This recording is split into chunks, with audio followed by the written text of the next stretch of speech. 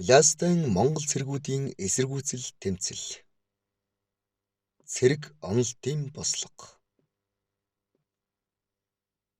Засагт хан аймаг удаа дараа Манжин дарангуйллын эсрэг босон тэмцэж байсан түүхтэй.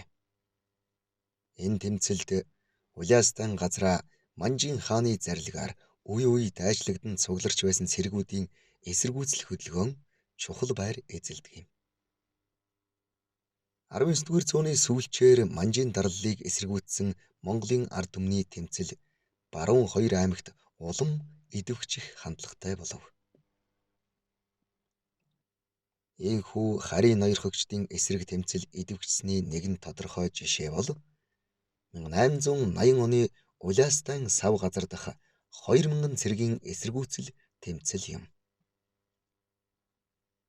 1880 оны эхэнд Манжин эзэн хааны зарилгаар халахын 4 аймагаас тус бүр 2000 цэрэгт ажиллаж сайн ноён хан аймгийн цэргүүдийг Улаастайд, засагт хан аймгийн цэргүүдийг ховдод суулган бэлтгэл сургууль хийлгэн зах хязгаарыг сэргийлэн сахиулах болжээ. Энэ үе бол халахын ихэнх хошуудад Манжин засаг захиргааны зүйл бүрийн татвар говьчуур, цэрэг дайчлага зэрэг даралт шахалтанд дургуйцсан бухимдах явдал улам газар авч байсан цаг байлаа.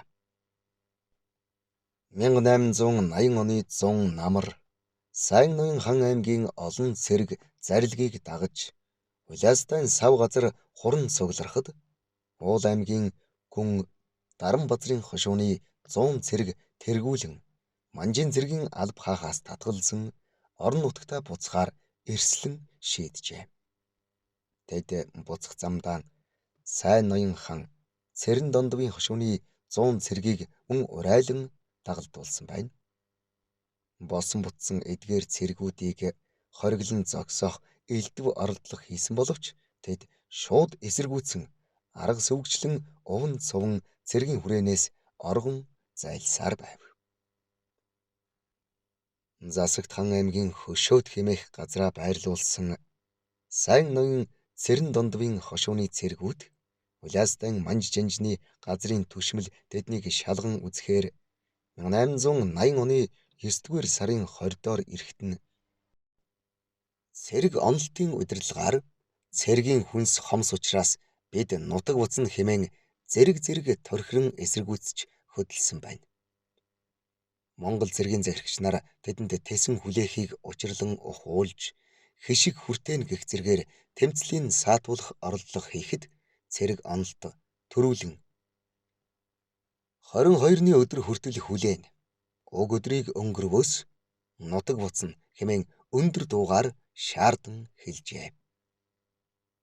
Гэвч тэнд цугларсан цэргүүдийн зарим нь онолтыг дагаж өнөө маргаашгүй нутаг руугаа мордно гэж байхад нөгөө зарим нь 7-8 хоногоос цалингаа аваад буцна гэх зэргээр санал зөрүүтэй байсныг Улаастайн Манж Жанжны газар овжин ашиглаж уг эсэргүүцлийг номхотгож босгочдын толгойлогч онолтыг нутагт нь суман өртөөгөөр буцааж оронд нь төлөв томоотой цэрэг ирүүлнэ хэмээн мэхлэн мордуулаад замаас нь түүнийг баривчлан хатуу эрв шүүлт тулган цаазлаад толгойг нь өндөр шон модонд өлгөж бусад цэргүүдэд сөрдүүлэг хийжээ.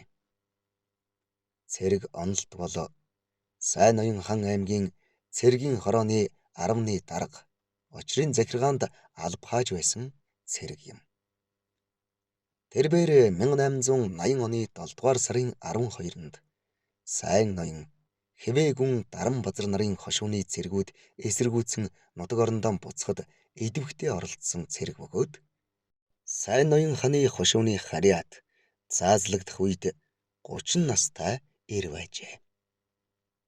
Ийхүү Улаастай дах Монгол цэргүүдийн 1880 оны эсэргүүцлийн хөдөлгөөн дарагдсан ажээ. Гэвч Манжин цэргийн албанд дайжлагдсан Монгол цэргүүдийн тэмцэл цаашдаж үргэлжилсээр байлаа. Энэ сэдвийг тусгайлан судалсан түүхч Дашнэмийн дүгнэж хэлснээр тэмцлийн тэргүүлэгч онолт цаазлагдаж эсэргүүцэл тэмцэл дарагдсан боловч тодорхой зорилго нэгдсэн зохион байгуулалттайгаар шийдвэр хөдөлж тэмцэхийн чухлыг харуулснараа энэхүү тэмцэл нь Монгол цэргийн цаашдын тэмцэлд үнэт сургамж үлдээжээ.